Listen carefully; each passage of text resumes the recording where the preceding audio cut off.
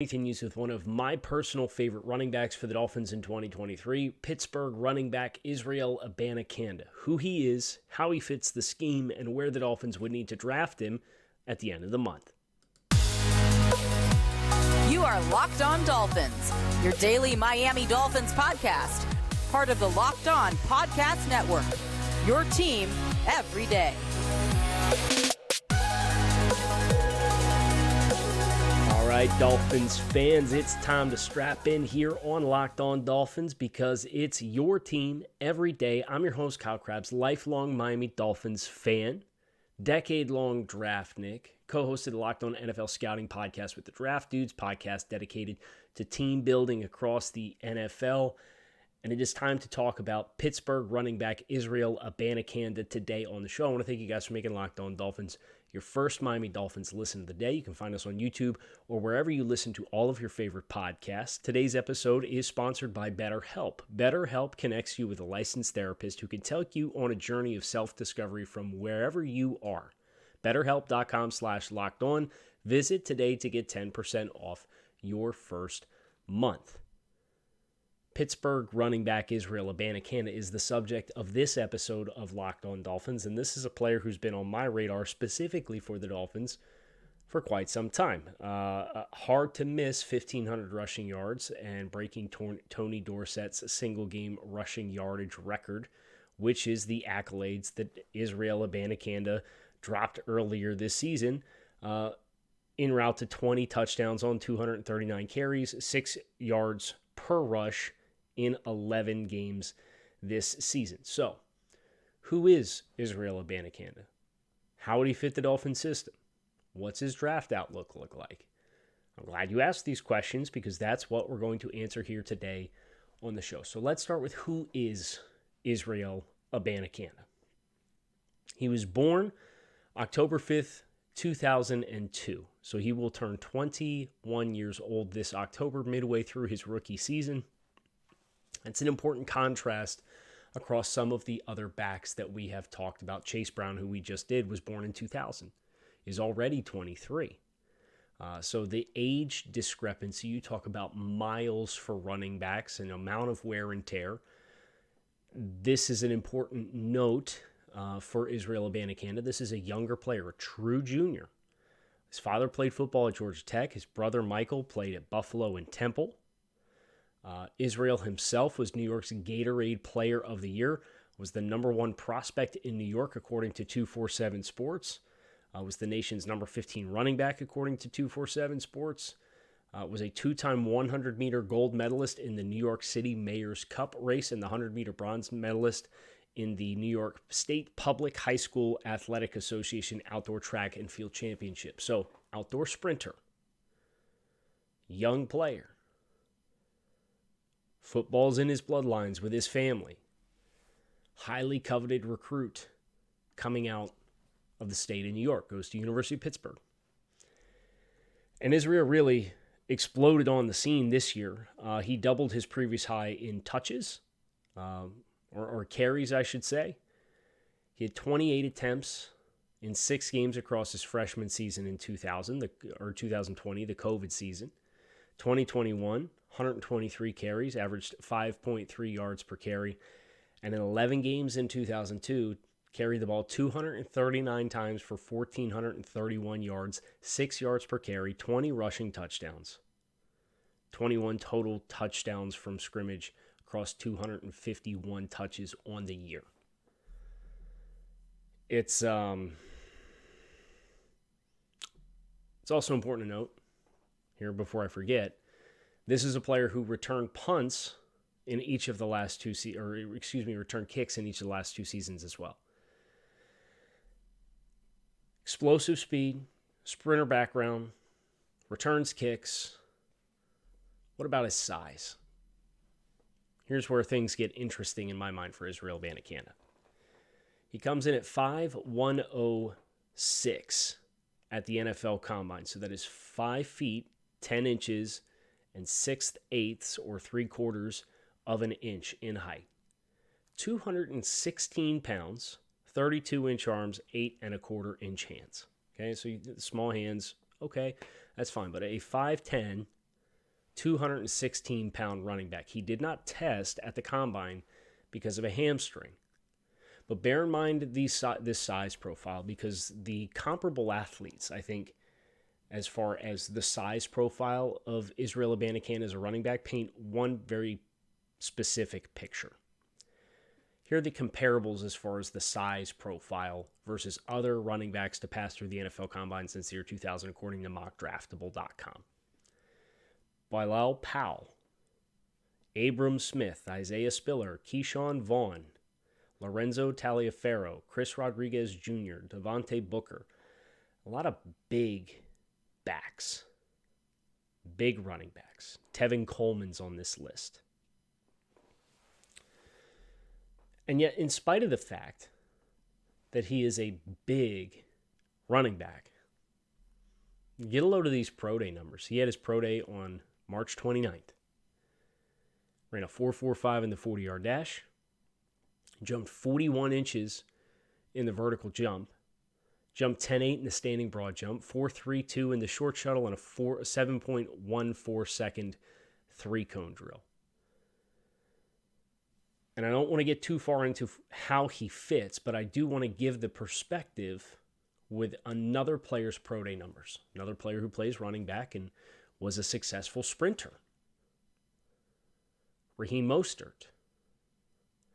Because Raheem Mostert, while Israel Abanikanda ran a 4.45, Raheem Mostert ran a 4.38 at 195 pounds versus 216 pounds for Israel Abanikanda. So Israel Abanikanda runs less than 1/10 of a second slower and has 21 more pounds on his frame than Raheem Mostert did coming out of Purdue. Israel Abanikanda jumped 41 inches in the vertical jump. Raheem Mostert jumped 40. Israel Abanikanda more explosive with his vertical jump. Raheem Mostert jumped 11 feet in the broad jump. Israel Abanikanda 10 feet 8 inches. Very comparable numbers here. The short shuttle. Raheem Mostert ran a 4.3 second short shuttle. Israel Abanikanda ran a 4.32 second short shuttle. Nearly identical times. So put that perspective in just how good Raheem Mostert at his peak, before some of the lower body injuries, even this year, I didn't think his lower body explosiveness was necessarily in line with what it had been when Raheem was at his peak. Israel Abanikanda is a comparable athletic tester with 20 extra pounds on his frame. It's a very important context to paint before we get into how he fits within the Dolphin system, which is what we are going to talk about next here today on the show. But before we get there, today's episode of Locked On Dolphins is sponsored by BetterHelp. Getting to know yourself can be a lifelong process, especially because we're always growing and changing. Therapy is all about deepening your self-awareness and understanding yourself, because sometimes we don't know what we want or why we react the way that we do until we talk through things. BetterHelp connects you with a licensed therapist who can help take you on a journey of self-discovery from wherever you are right now. If you're thinking of starting therapy, give BetterHelp a try. It's done entirely online. It's meant to be convenient, flexible, and suited to your schedule. Just fill out a brief questionnaire and get matched with a licensed therapist, and you can switch therapists at any time for no additional charge. Discover your potential with BetterHelp. Visit BetterHelp.com/lockedon today to get 10% off your first month. That's BetterHelp, HELP.com/lockedon. So how does Raheem Mostert fit within the Dolphins' infrastructure? I'll tell you what. You turn on the tape and you watch Israel Abanikanda playing for the University of Pittsburgh. And if you don't see a home run hitter, and if you don't see the parallels to what Raheem Mostert brought to the Dolphins last year, I don't know what to tell you. You could look at Tennessee, at the Tennessee game, where Pittsburgh kind of rotated some backs early throughout that game. This was really before Israel took over the primary spot. He did carry the ball 25 times for 154 yards. Had a really nice catch in that game that set them up down near the end zone. You could look at Western Michigan, 33 carries. You can look at Virginia Tech, 36 carries for 320 yards and 6 touchdowns. As a matter of fact, that Virginia Tech game, the Louisville game's a really good look too. So is North Carolina. There's a lot of good tape. The Tech game, what really stood out to me was how in the open field, he blew the doors off of people. He absolutely, positively, he gets to the second level and he opens up his strides. He will not be caught. He might have ran a 4.45, but I bet from a GPS timing perspective, he's one of the fastest backs in this class. You can see the second year, and he did it not against Rhode Island, not against Western Michigan. He did it against Virginia Tech, and he blew the doors off the back seven on chunk runs throughout the course of that game. Proceeded in stretches of that game in particular to break their will. And I think that for me with Israel Abanikanda was what was really exciting, to see this player that had explosiveness, had home run hitting ability, but simultaneously had the willingness to challenge you with his stature. Now, his contact balance, I would not say is his hallmark trait by any means. I graded him across the 10 traits that we're grading all of these running backs in, specifically for the Dolphins: his vision, his explosiveness, his ball security, his passing game skill set, his versatility, his elusiveness, his contact balance, his footwork, his pass protection, and his durability. That's in descending order. The top of that list is more important than the bottom of that list. But those are the 10 traits that I have identified for evaluating the position. Explosiveness is an elite trait for Izzy. I thought his elusiveness, as far as there's different ways that you can measure elusiveness, right? There's phone booth elusiveness, there's open field elusiveness, there's breaking angle elusiveness. And Izzy's not great, in my mind, in phone booth elusive situations. But where he is great, and why I gave him such a high score, was that ability, whether you are closing from depth or whether you are scraping and flowing and trying to carry with me to the perimeter. When he turns it on, he will rapidly erase any angles that you have to him as a ball carrier.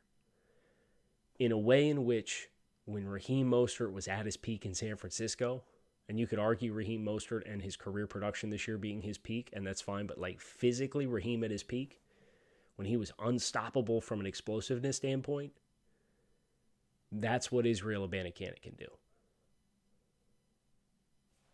It was stunning to watch the number of players in the secondary and on the second level who have routine angles to the football, who magically don't have angles to the football anymore after 5 yards.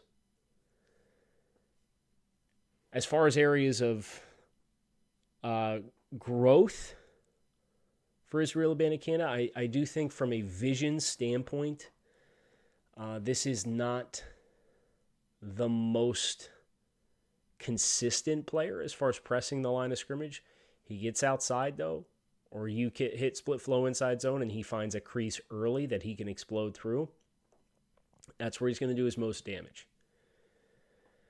From a passing game perspective, he's not been an overly impactful player. I didn't think he was particularly impactful in pass protection. He didn't overly give Pittsburgh a lot of production in the passing game as well. With the small hands that he has, you do have to make that footnote as far as trying to catch away from his body, but he pairs like 8.25-inch hands with 32-inch arms, which is 88th percentile, so he's got a large wingspan, even though he's got small hands. So there's some give and some take there. And this year for Pittsburgh, he was an absolute bell cow of a player. 251 touches in 11 games. And there were some games where, like, I thought he got better as the game went on, like your traditional bell cows would do. Now, I would not advocate for Israel Abanikanda to end up being a bell cow player unless you incurred a lot of injuries elsewhere in your running back room. But he showcased the ability to do it, which is an important component. From a contact balance perspective, I think he compares relatively well to what we've seen from Raheem Mostert in Miami. He'll run hard. He's not afraid to challenge you. But running hard doesn't necessarily equate to running through arm tackles or falling forward with consistency. He's got to catch the right guy, in my mind, to ensure that he is able to take that contact and fall through and play through it. So it's kind of there's selective wins and losses with his ability to take contact. What's really fascinating about Abanikanda is there hasn't been a buzz. Like Chase Brown, who we just did with Illinois as a program kind of got some buzz. Pittsburgh kind of went through the year without any of the fanfare, and Abanikanda obviously had a 320-yard rushing performance with 6 touchdowns, and that kind of put him on the map. But at the same time, it wasn't an element where Abanikanda has gotten this heat. I don't know if it's because he didn't test at the NFL Combine, or I don't know if it's because he is a scheme-specific player. If I were grading Abanikanda across all 32 teams, he would not grade highly in comparison to where he grades for the Dolphins. Very similarly to how Chase Brown, who we just discussed with our most recent show, graded about 1.5 points higher in my Dolphins-specific evaluation than what he did when I graded him in December for Draft Network as a all-32 team evaluation. But this evaluation's really good for what the Dolphins are looking for.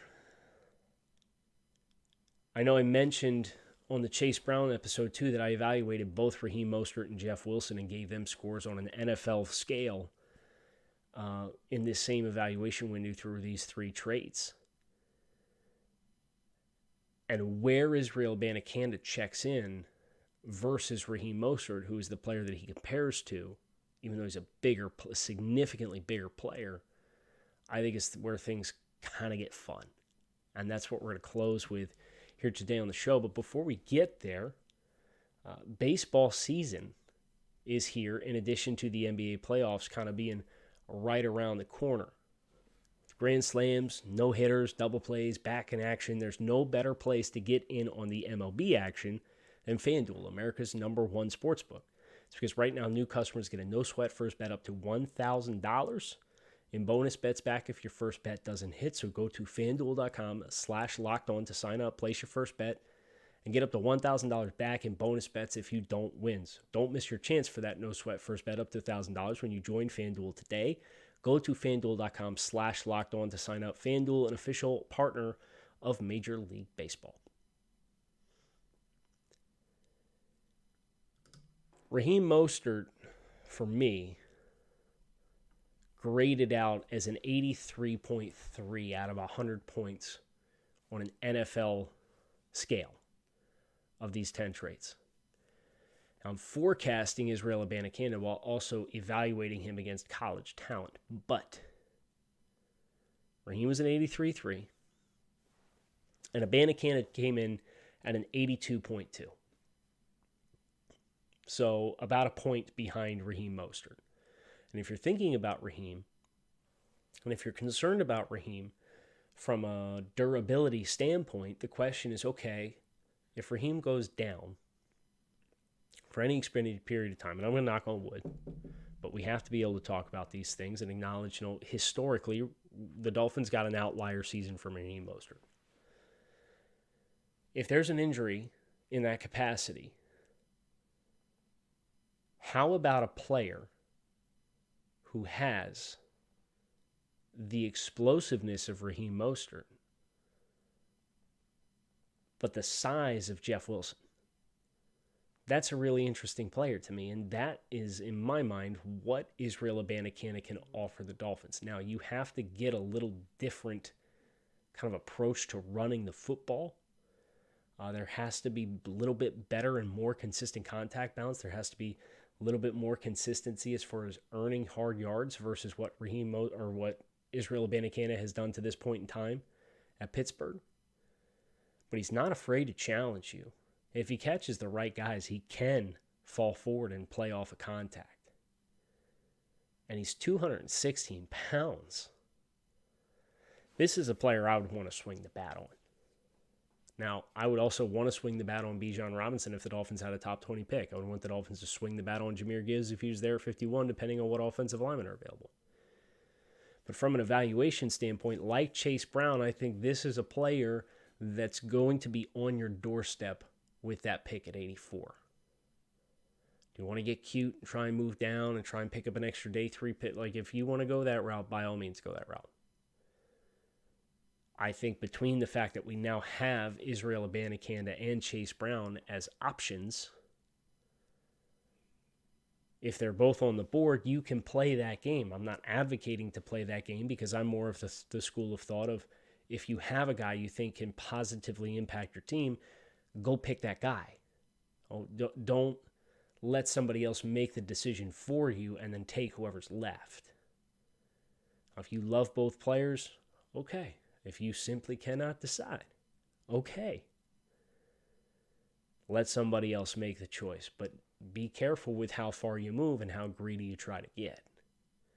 And that, for me, is where Israel Abanikanda, there's not a lot of buzz, but the pro day numbers put him in a stratosphere at 216 pounds, where this is somebody who I think has the potential to parlay what was a very productive first season as the guy in Pittsburgh and make that the standard and the norm. And with Miami having Jeff Wilson and Raheem Mostert on 2-year deals, what I do think that does is that does offer you a transition plan and an insurance policy to hedge in the event that Raheem Mostert goes down for any extended period of time. And I'll say this about Raheem. He might have been playing as good a football as anybody offensively at the end of the year last year. Between how he played in the Jets game and how he played in that Bills game, that dude turned it on. That dude was a man possessed. I hope we get to see it. But I also wouldn't mind seeing a guy like Israel Abanikanda get a chance to learn from Raheem Mostert in that regard. That is going to do it for this episode of Locked On Dolphins. So keep it locked in here on Locked On Dolphins, your team every day. You can find us on YouTube, wherever you catch your favorite podcasts. Appreciate you guys checking out the show. Make it a great rest of your day. We'll be back a little later today to talk about yet another running back from this 2023 running back class, UCLA's Zach Charbonnet, a very different stylistic player than the last two that we have dove in here in the running back prospect spotlight series. So make it a great rest of your day. Fins up. Keep it locked in right here on Locked On Dolphins.